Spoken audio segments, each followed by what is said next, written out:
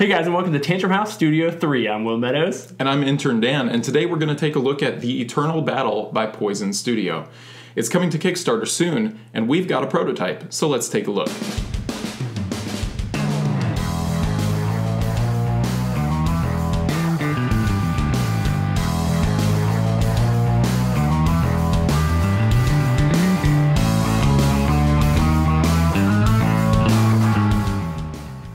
The Eternal Battle is a 1 to 4 player cooperative campaign-based RPG game with miniatures and dice rolling and grid movement.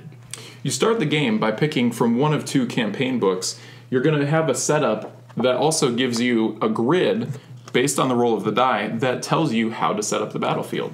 At the beginning of each round, you will draw a Wheel of Fortune card, which may help or hinder you. Then you'll draw an Enemy Tactics card that tells you how the enemies will behave for the round. Each player will control 1 to 4 heroes depending on how many players are in the game. Like any good fantasy RPG, you have a Knight, Templar, Hunter, and Mage. Turn order is determined by how much agility your character has.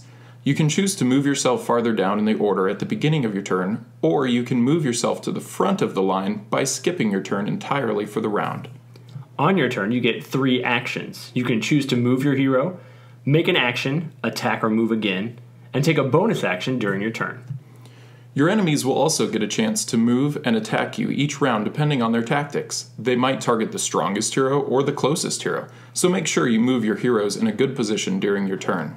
The game will end if all of the heroes are knocked out, or if you meet the conditions listed on the scenario. You might have to fend off waves of enemies, finish quests and escape the battlefield, or simply wipe out all of your opponents. Complete your objective without getting knocked out, and you win.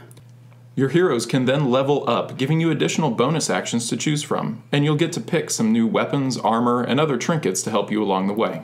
Finally, you'll get to make a choice on where your band of heroes heads next. Do you create an obstacle to slow down your foes while you get a head start, or do you wait in ambush? Your choices indicate which scenario you'll play next. So the Eternal Battle copy that we're looking at is a prototype version of the game. There are possibly some changes that could come along, but overall we really enjoyed it. It felt like a very polished final package for where it's at currently. A lot of writing, a lot of art, a lot of the minis are really sharp. Overall, really cool looking stuff, and I really had a good time playing with it. I totally agree, and for me, the minis, the art, everything was beautiful. They did a great job, and for those of you who may want to paint these things, they put so much detail into these minis that you'd have a heyday with that. I really hope they stick with these minis for the final product.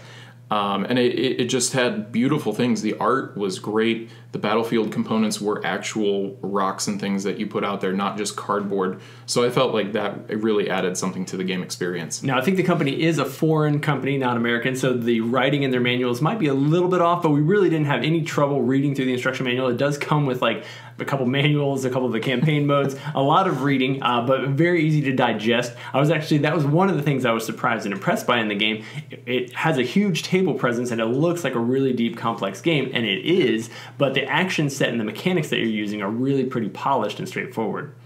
Definitely. When you first open up the rulebook, I mean, this thing's 38 pages long, and you kind of get overwhelmed at first.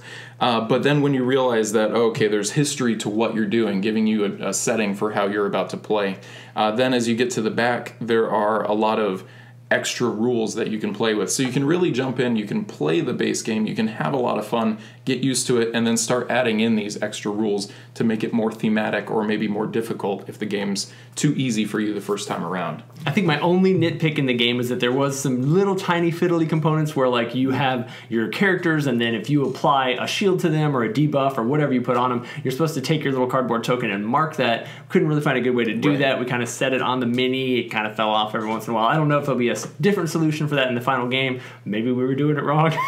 It was really my only complaint. Overall, I felt like the game really played well and fit together. Definitely. And when it comes to play styles, I know a lot of people out there like playing solo variants.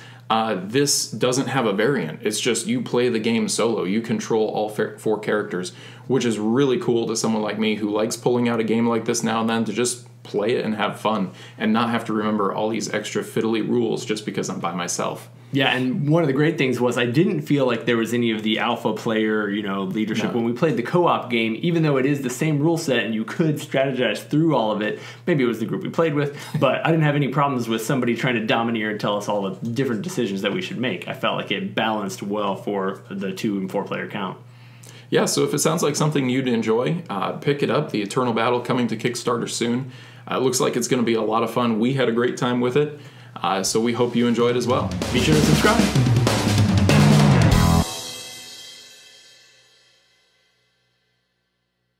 The Eternal Battle is an... Let's see. Channel your Larry.